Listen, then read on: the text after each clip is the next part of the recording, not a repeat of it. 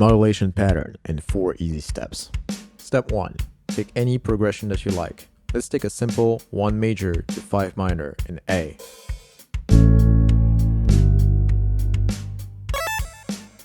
Step 2. Copy-paste your bass progression and find a new key where the beginning of the copy connects to the end of the original. Here, I choose to modulate my copy 2 semitones down.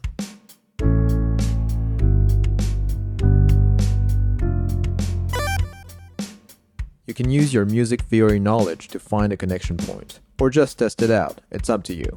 Step 3. Repeat the process as much as you want, but keep the same pattern every time.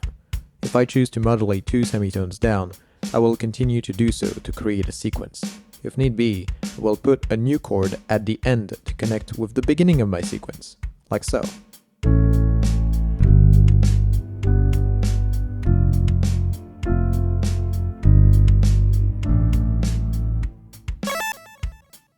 As you compose around your idea, you might feel forced to use notes that weren't in the original sketch. This is fine.